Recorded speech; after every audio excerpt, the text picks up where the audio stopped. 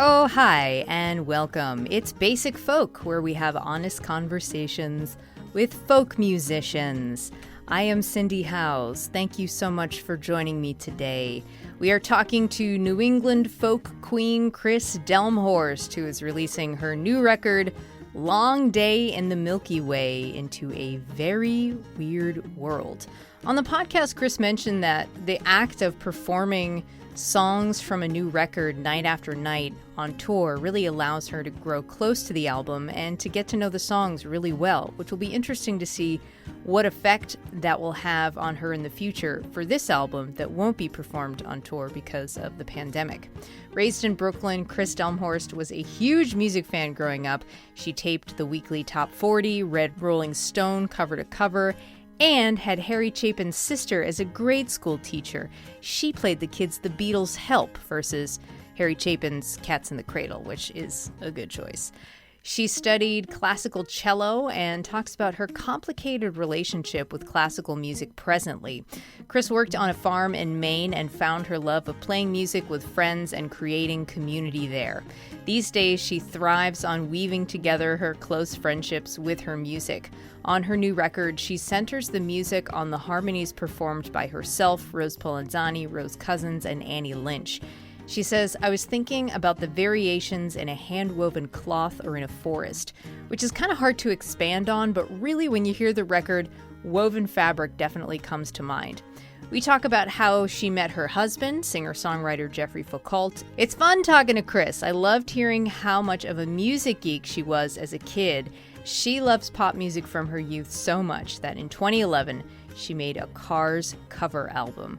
Kris Delmhorst is just a wonderful person. So thrilled to have her on the podcast. Her new album, Long Day in the Milky Way, it's out now, unless you're listening to this on Thursday, in which case it's out tomorrow. But we're going to take a listen to a song from the new album, Wind's Gonna Find a Way, and then we'll get to our conversation with the wonderful Kris Delmhorst on Basic Folk. Long day in the Milky Way, hammering my heart against a heavy door.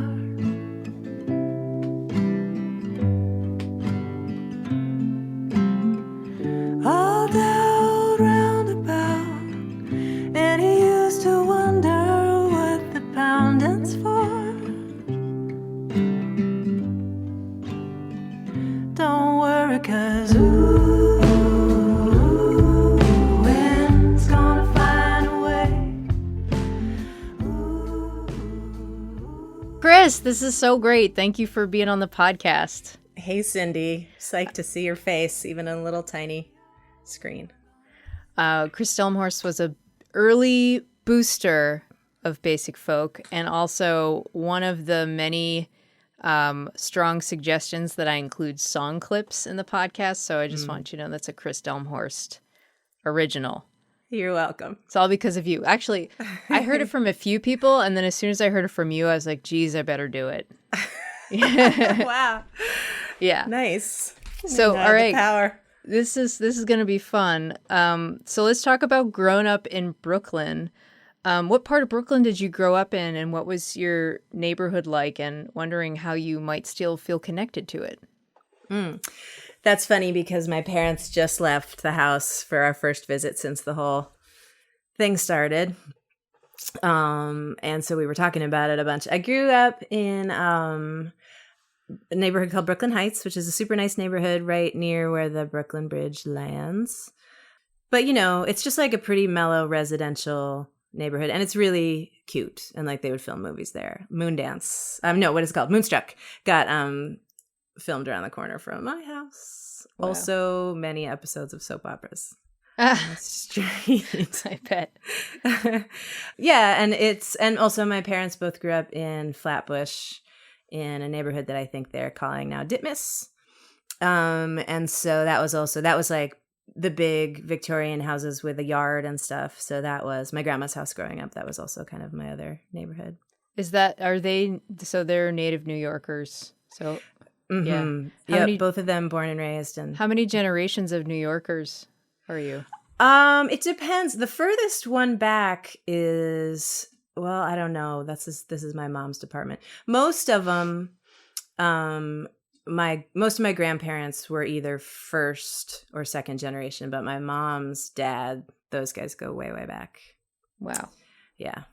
I don't even know how far. Yeah, whenever I play at Jalopy, which is a little club in Red Hook, I go around the corner because I think great-great-grandfather had a tailor shop right around that corner.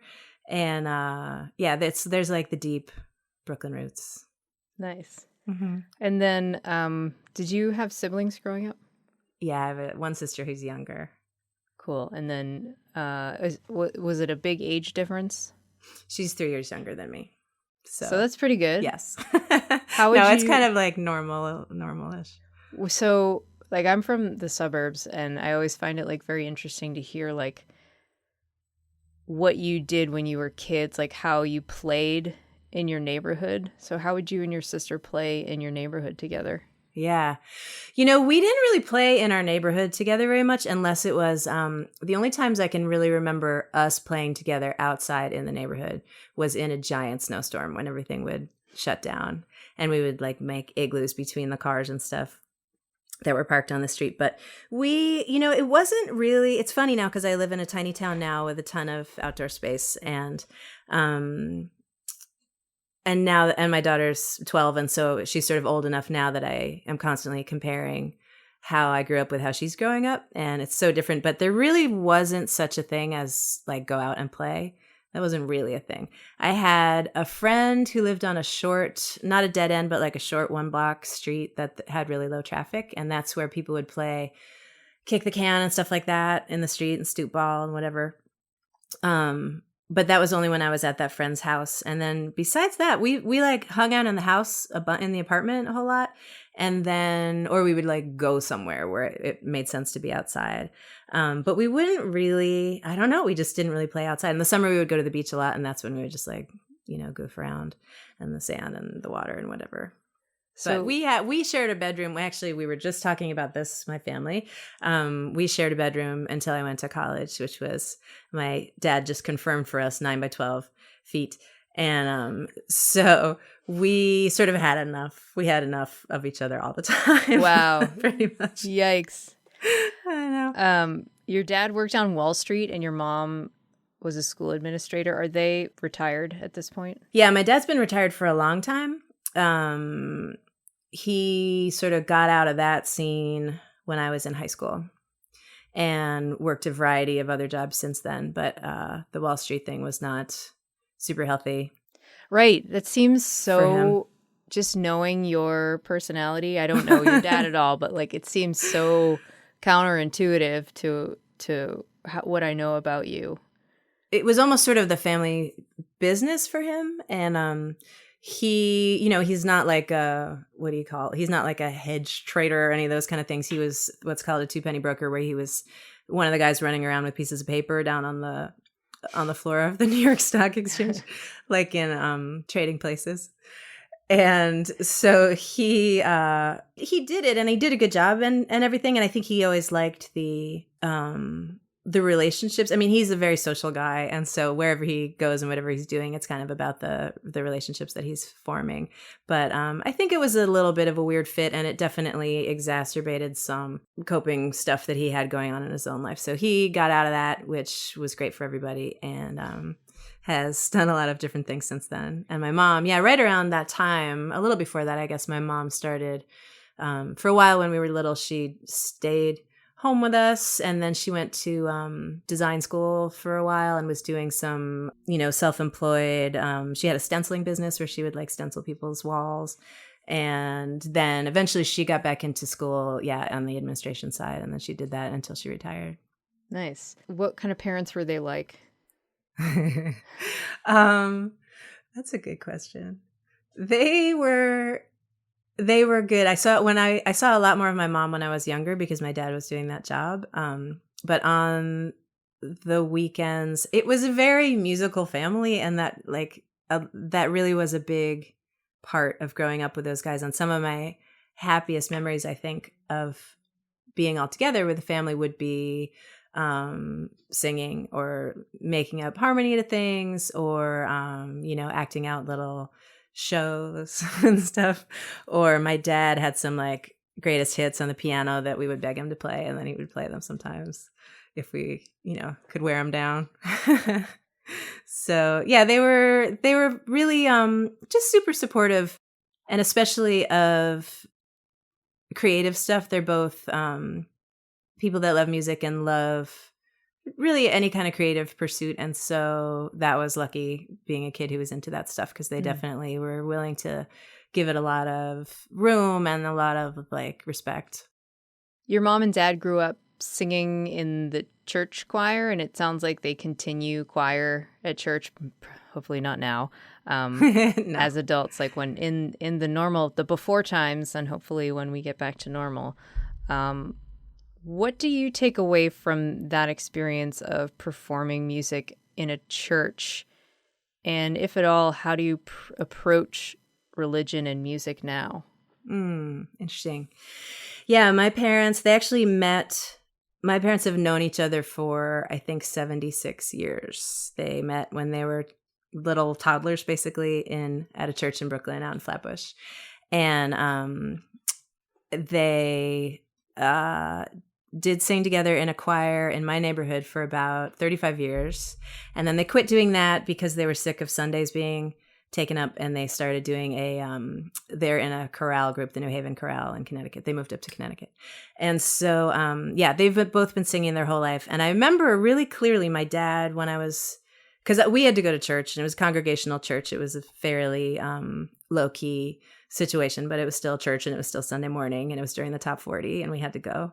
I taped the top 40. With Casey Kasem? Yes, exactly. Yeah. And so anyway, Wait, you would tape the top 40? I would tape the top 40 every Sunday. Before. Awesome.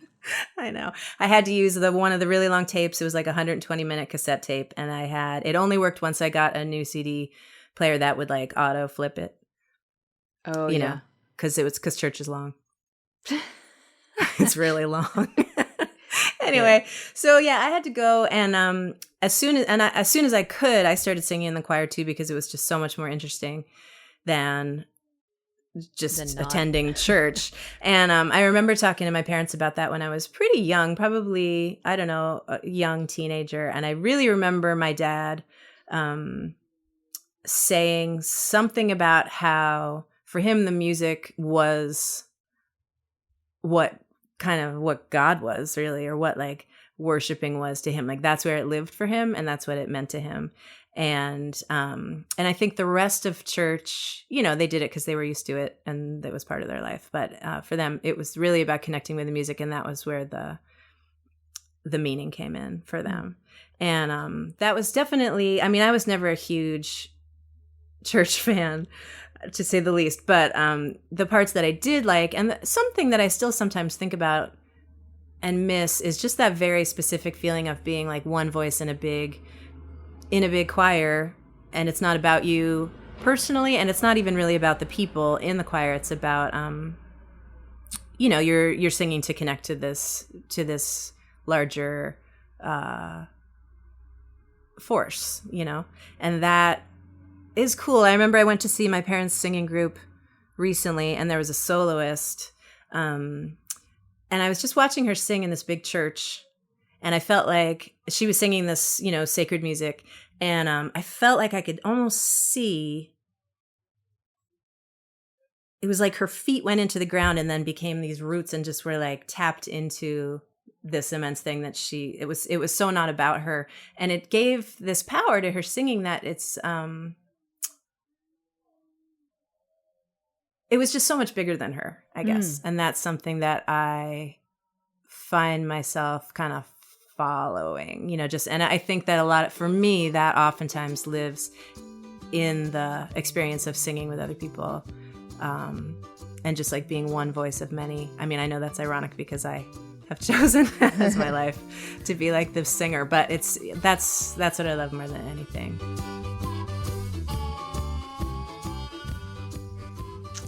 All right, let's talk about listening to the Beatles and discovering the Beatles when you were 5. Where'd you look, Cindy? Under rocks. You've got all the rocks. I love it. Yeah.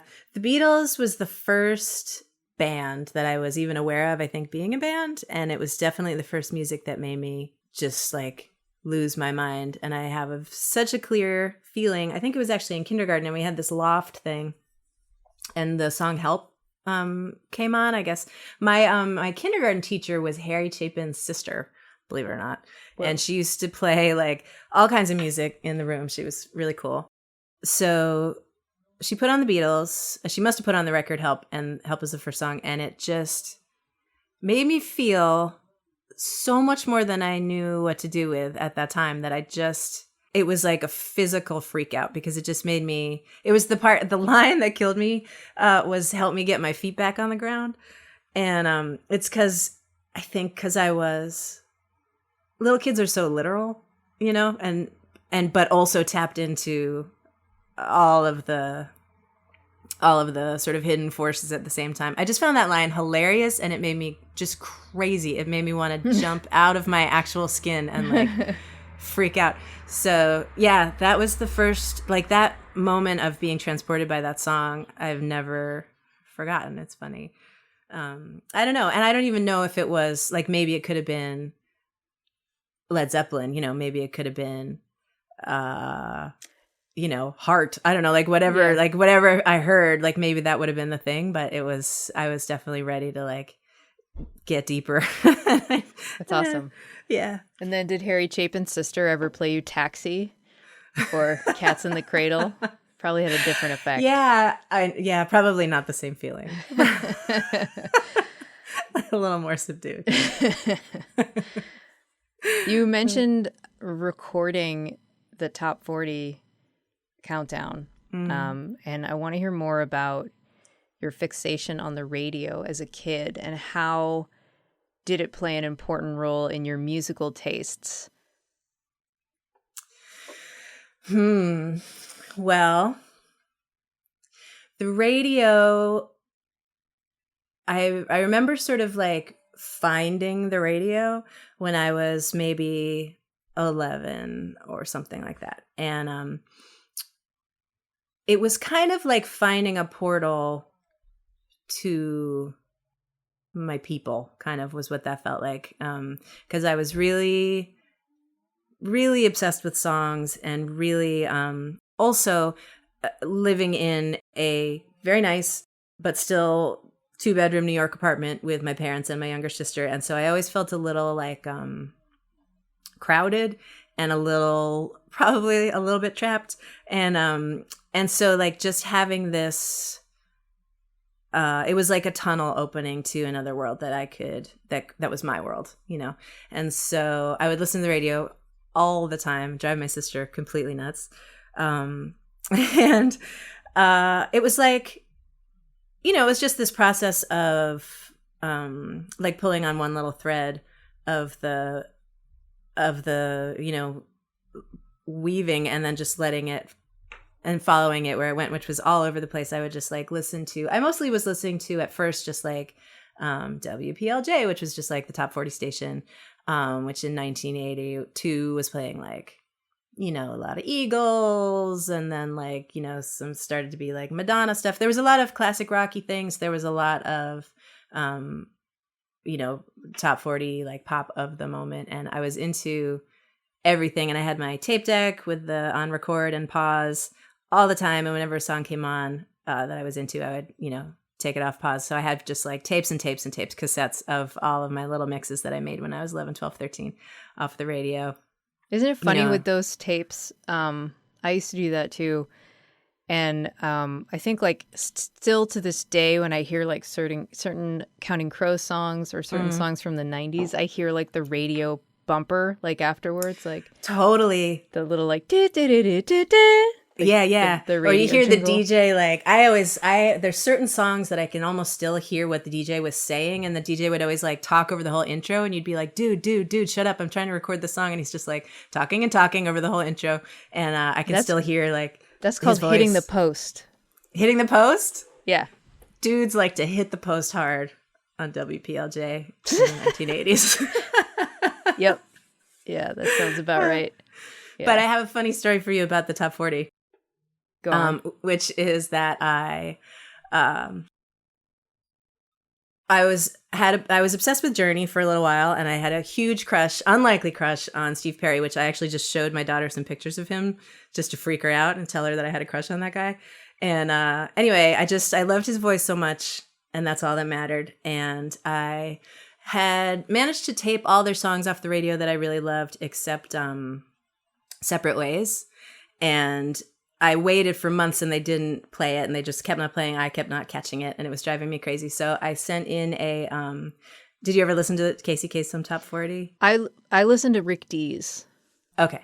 Well, I don't know if he did this, but what Casey Kasem would do was every week he had a long distance dedication. Yeah. And so someone would write in their incredibly dramatic story about why they needed the song played for them or for somebody else, and then he would read their letter and then he would play it. So I wrote a request for a long distance dedication for my non-existent older brother, Kyle, with a Kyle, because he was in prison, Cindy, but he was wrongly accused. Wow. And the only way that I could get a message to him to keep his spirits up in prison was if Casey played him Journey Separate Ways.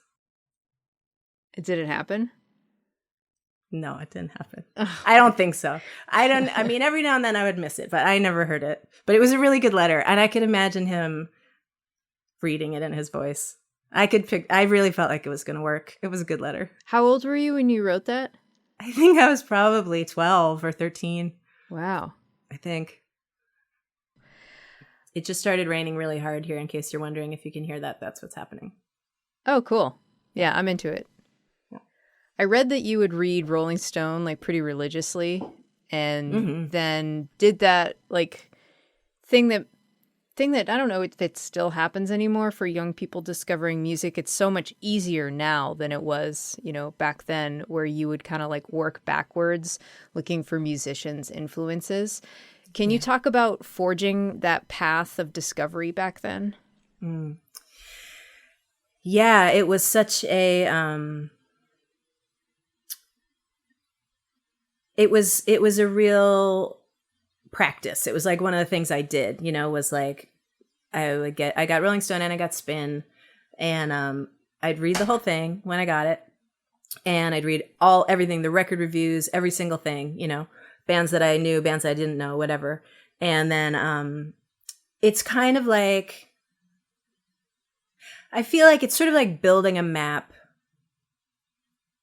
without a map, without GPS, building a map of the music landscape, just little dot at a time. You get one thing and you're okay, I like this record by, Led Zeppelin. I'm super into this. And so then you read an article about Led Zeppelin and they start talking about blues guys, maybe they mention Muddy Waters, and you're what's that? And so then you kind of find Muddy Waters, which would involve taking the subway up to Tower Records, riffling through the blues bins, whatever, finding the CD, being is this the CD I'm going to spend my $15 on, or is it not today? And then getting it, bringing it home, absorbing it, just huffing it. And that's what I kind of miss, I think, now about everything being so available, is the preciousness and the stakes at that point were pretty. You've already invested a lot in the idea of this record, and so you would really follow through on that, and it wasn't just listen to the first song or two and be you'd be I'm listening to this whole damn record, I'm going to listen to it at least 3 times, even if I don't like it the first time, because you went somewhere for that record. So that it wasn't convenient.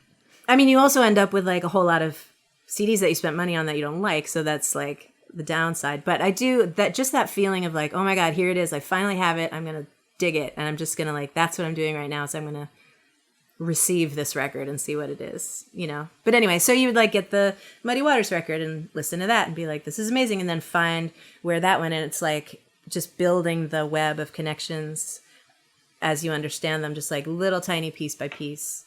It's cool. Yeah, it is. That is a really cool practice. And also in thinking about did your Yeah, you do have to spend a lot of money on CDs that you don't like. That's the problem. Did it ever occur to you to like go to the library to get Never, CDs? not once. Yeah. And I don't really know if that was even a thing. Yeah, it probably wasn't. Probably wasn't a thing until it was like too late. Exactly. Exactly. You studied classical cello and then went on to study it at Manhattan School of Music. What has been the evolution of your relationship with classical?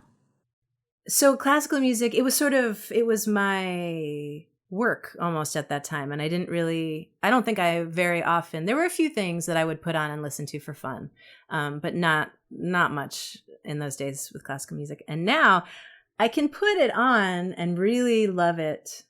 But to me, it's like reading a book more than it's like listening to music. Like music, you can put on and then live your life with that in the background. And if I'm going to, like, Jeff goes through phases where he's going to put on, like, you know, New World Symphony, like put on Dvorak or something and listen to it. And I can't even talk to anyone. If anyone tries to say anything, I can't talk to people. I can't do anything. Like if that stuff's on, it takes my whole brain as if I am reading a book.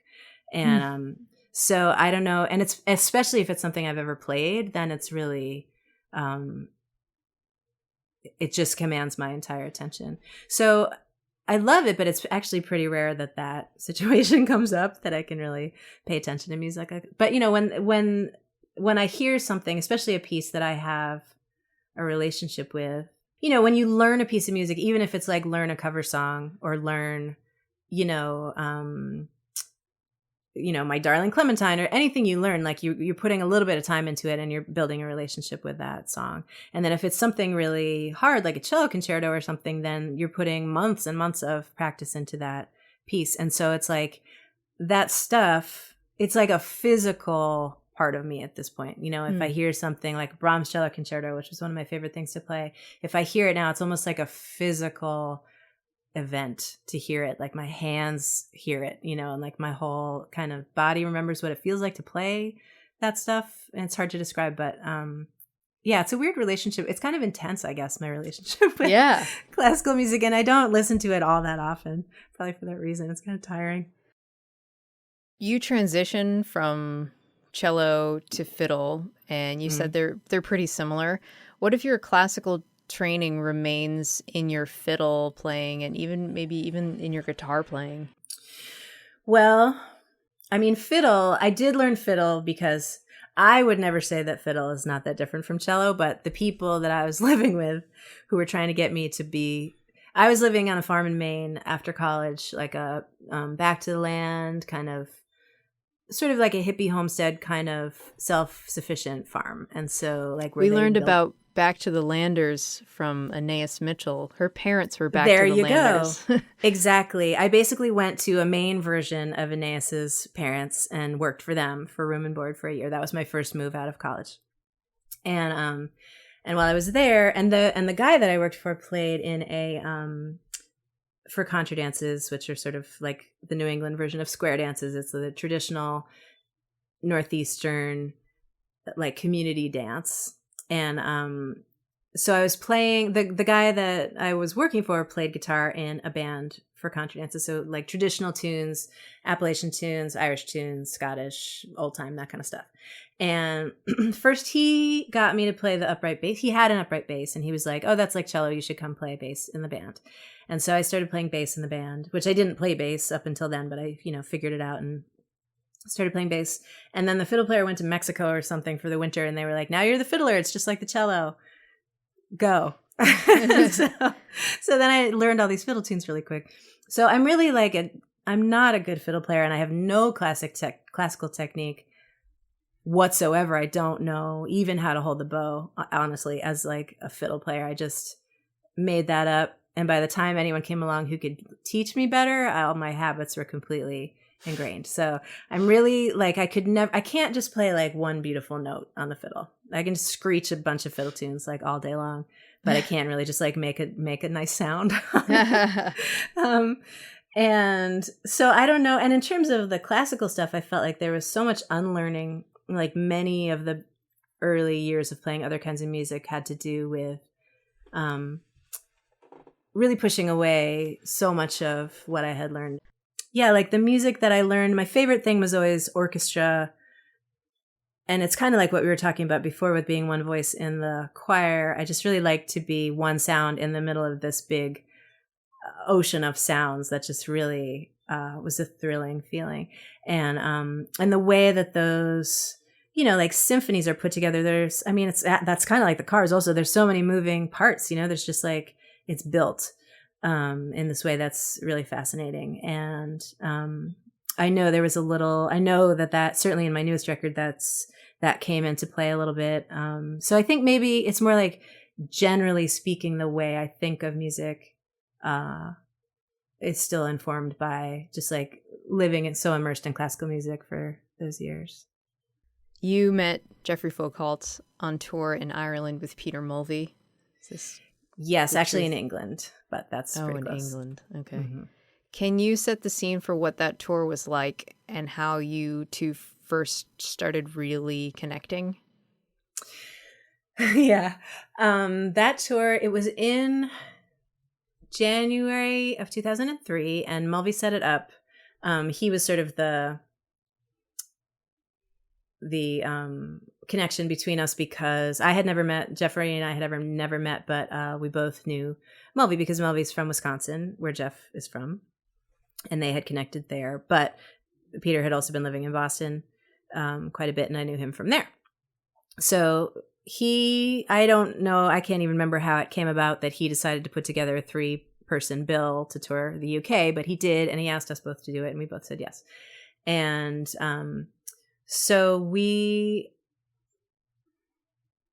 the idea, it was just a triple bill. There was nothing particularly, there were no big plans aside from just everyone plays their own little set and maybe we'll play an encore together, that kind of thing. It was that kind of show. And so we went over there and started playing these shows, and the shows were fine, and they were just sort of, everyone was playing their little set. But then the really great part about that tour was after the show and before the show, just playing songs with the 3 of us, like in the hotel room. We just were playing all the time and just kind of, I think we were all at a point in our musical development. Like, I don't know if that would happen right now for me at this point in my life. Like, we'd probably play some songs here and there, like in the green room or whatever.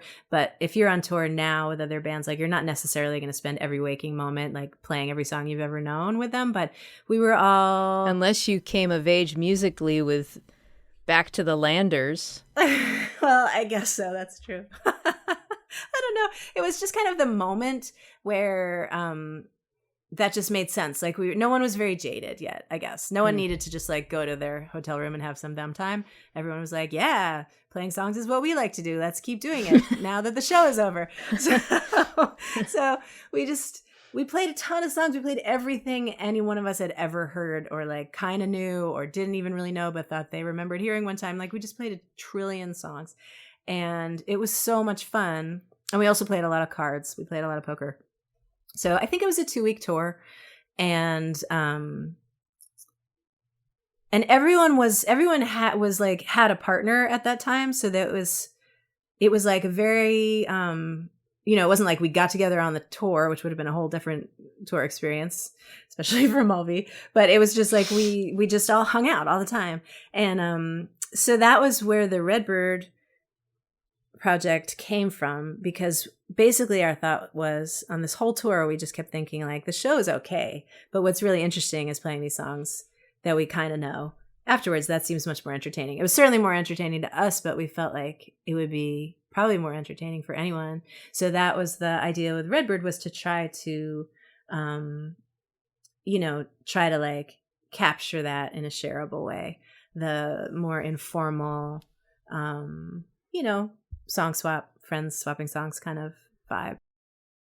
On the new record, Long Day in the Milky Way, you said, I was thinking about the variations in a hand-woven cloth or in a forest. It's called for collected-minded, flexible, non-ego-driven players, which that's a great description. Can you expand on that a little bit more, like where that metaphor of hand-woven cloth or the forest came from when thinking about the musicians that you would want to work with? Hmm. I was thinking about fabric a lot while I was writing the songs, and I just kind of got into that idea of a song being sort of, instead of a like story from point A to point B to point C, which isn't necessarily how I write anyway, but like that a song would really be almost like a substance, you know, like that didn't even necessarily have a beginning and an end. Like you could almost loop it back and just have it be sort of a continuous, I don't know. I still haven't figured out how to talk about this without just sounding so much like a hippie, but just like a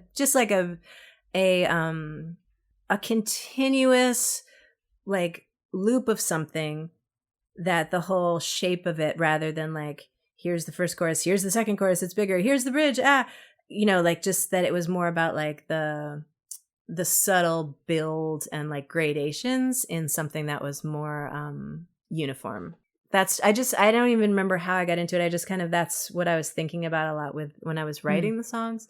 And so then in recording them, it came up again, partly because I had already really just been focused on that idea in the writing, but also because I really wanted the record to be about singing most, and about me singing with Rose Polenzani and Rose Cousins and Annie Lynch, who are a sort of trio of singers that kind of go with me through the whole record, and they're very present, and sometimes they're singing with me, and sometimes they're kind of answering me, and sometimes they're contributing other like thoughts to the songs. And so for me, that was the center of the whole record, was that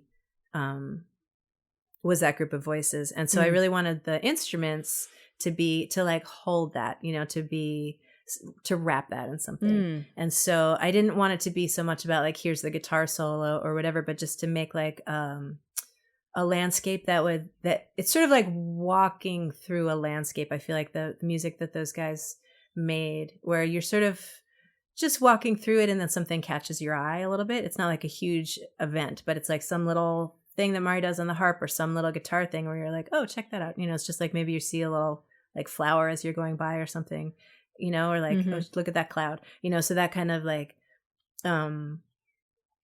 environmental, I sort of wanted to make like an environment of music for the voices to live in.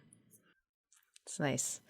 There's a song on the record called Hanging Garden, and this is where we talk about plants. You were the very first guest on Mark Corelli's video series Ology, and you were focusing on plants. Was it called herbology or plantology? I think it might have been plantology. I can't actually remember. I think it was plantology. Can you tell me where your interest in plants comes from? Well, I mean, I'm a farmer by trade.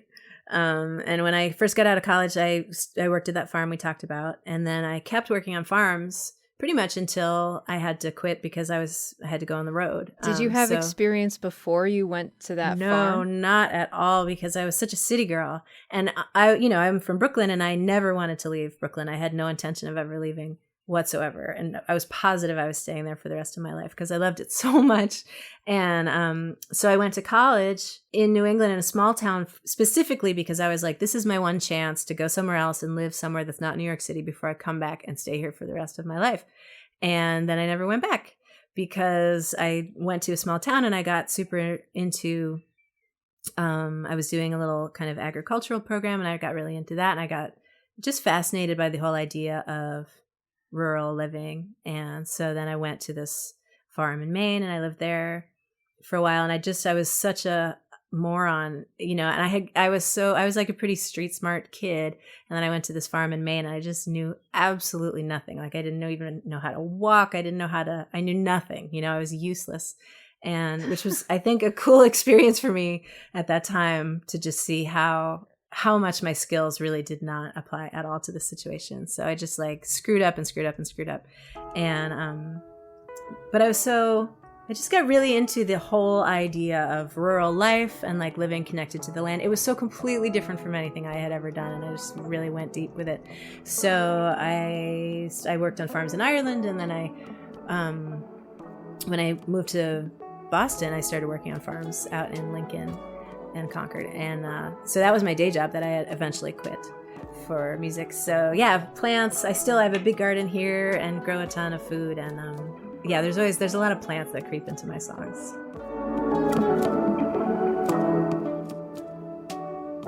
You have an actual concert for human beings in person. Oh my God, I know. It's happening. Actually, when this podcast comes out, it will not have happened yet. August 18th in Hatfield, Mass. Yeah. It's so surreal. What have you missed about performing for live people in these past few months? And do you have any idea how you think you'll react to like returning to the actual experience? I mean, it's a little scary, you know, partly it's just sort of, it's heavy. It feels heavy to be the reason for people assembling in any way. Like that definitely feels a little scary. But I trust very much that the Signature Sounds crew have like thought of every last thing, and they're managing this thing so well, and everyone's going to be super distanced and masked up and all the stuff. So I feel like, you know, in terms of the responsibility angle, I'm definitely okay with it. Although it's still, I can't help but feel a little bit like twitchy about it. But in terms of performing, I actually feel terrified because I've never gone this long ever since I started without playing for people. And it is something that I sort of feel like I forget how to do. I don't forget how to play music, but I definitely forget how to be up in front of people, which is not really my natural tendency to want to be the center of attention. So it's kind of something that I can get really rusty with really quickly because it's just not natural to me. Right. And so, but it's, I like it and I'm practiced in it. But once I'm out of practice, it's like I really get out of practice. So Right. I don't know how it says the girl who just wanted her family to go away. I know. Exactly. So I don't know. I think it's going to be, I sort of feel like it might be pretty emotional. Also, it's the first time that I will have played. I'm not going to play the whole new record, but I'm going to play some. And it'll be the first time for at least a few of those songs that I've really played them on stage. And that's always, you know, one of the just sort of personally, musically hardest things about the timing of this record coming out during the pandemic is that like going on tour with a record is really when you learn so much about that record during that time. And that's when you really like get, you know, playing the songs night after night over and over, you really like get to understand them more and you really bond with them in a different way. And so I don't know how to do without that kind of like, I don't know. It's like the people, I don't know. There's so many different layers. I think it's going to feel like a lot of feelings. Hopefully I can like do it. Hopefully I can remember how to do it. But it's very exciting. Just the idea of being able to play music and have people visibly hearing it and responding in real time sounds great because, you know, we've been doing all these live stream shows and it's like so much better than nothing. And I'm so grateful for them. But it's very weird to just play a show to your computer screen. You know, it's like a very strange thing. And so just the idea that there's going to be people with faces that I can see sounds almost like too much to even believe. I mean, I wouldn't be surprised. Like if I were you, I wouldn't be surprised if you get up on stage and you just feel like every single feeling that you've ever felt. Yeah. You know, that's kind of what I think might happen. Yeah. I know. But I guess if I could give you any advice, you should probably just narrate how you're feeling on stage the entire in real time. Yeah, Do because you think so? Because the people in the audience are probably also feeling very similar things. I know. Because they haven't seen a live performer for so long. I had a chance to see Lori McKenna when she was playing in Passim. Oh yeah. And it did feel like that you definitely feel this like warm, sparkling, magical feeling that I haven't felt in such a long time. So it's like, I think it's going to be a collective experience of just like unknown, uncertain, but like wonderful feelings. I think so, and also too. Maybe a little stage fright. Probably that too. You know, music is the thing that opens the door to our emotions. Like that's its job, really. And like that's its job for human society. You know, like that's why there's music at ceremonies of every kind. That's why there's music in church. Like we were talking about, like music opens the door to the other layers of your existence that you can go through your day kind of ignoring or walling off or whatever. And so that's like, you know, living in that all the time is pretty intense to begin with. But then when we're all so disconnected from so many of our like coping mechanisms and so many of our people and so many, everything, I just feel like that there's like so many doors to open, and yeah, it could feel like a lot. Yeah, we'll see. Oh man. All right. One more thing before we go. Yeah.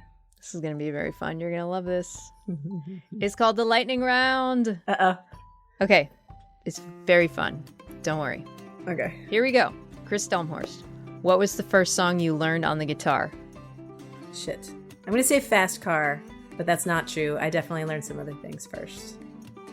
I will accept Fast Car. Batman or Superman? Batman.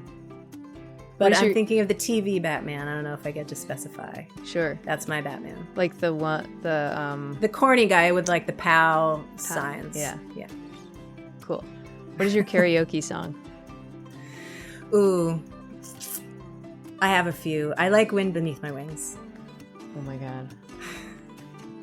I'm just like trying to, it's so good. Wow. All right. I see a Club Passim show coming up. Kris Delmhorst karaoke. Kris karaoke. Okay. You got a guest artist.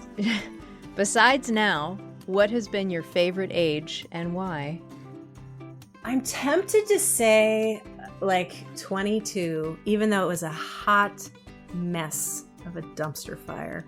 But that like so just that moment of all potential is something that I wouldn't want to do it again. Don't get me wrong, not for 1 second. I wouldn't even really want a day of it back. But I feel fond about it now that it's safely over. I like it. Dogs or cats or something else? Well, both, but my dog is in the room, so I'm going to definitely say dogs. Done. What is your coffee order? Americano, light on the water. Usually what I just say is lots of room for cream, even though I'm not going to put a lot of cream in it, but I don't want them to put much water in. It's good. Yeah. First album you bought with your own money? Beverly Hills Cop soundtrack. Baby. No. Yes, wow. I'm not lying to you. What is on this soundtrack? Axel F. That's all that mattered. It's the thing that goes do do do do do do do do do do do do do. Oh yeah. Do do do do do do. First concert? Duran Duran. Last book you read? The Yellow House by Sarah Broom, which is a really beautiful memoir of her growing up in, well, more her family history in New Orleans. It's amazing. I recommend it. Flying or invisibility? I hate it. I always hate this. I hate this question. Flying. Why do you hate it? Because I want both, and it makes me anxious. But I'm going to say flying. Star Trek or Star Wars? Star Wars, 100%. Where is the most beautiful place you've ever visited? Glacier Bay, Alaska. Nice. That is all for the lightning round. You did pretty good. Thanks. So how'd I score? You scored 100%. You got all of the answers right. Yes. Yes. Kris Delmhorst, thanks so much for talking to me. We had a very good conversation. I would give this interview an A. So much grading. Thanks, Cindy. It's really great to talk to you.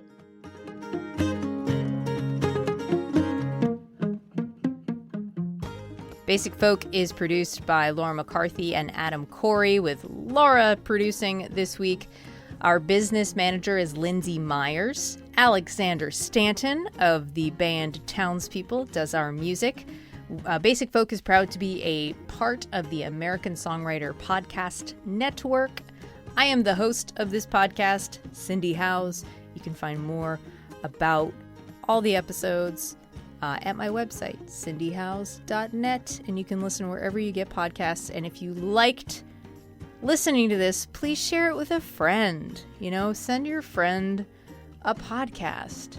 That's what they want. They just don't know that they want it. Anyways, thanks, and I'll talk to you later. Bye.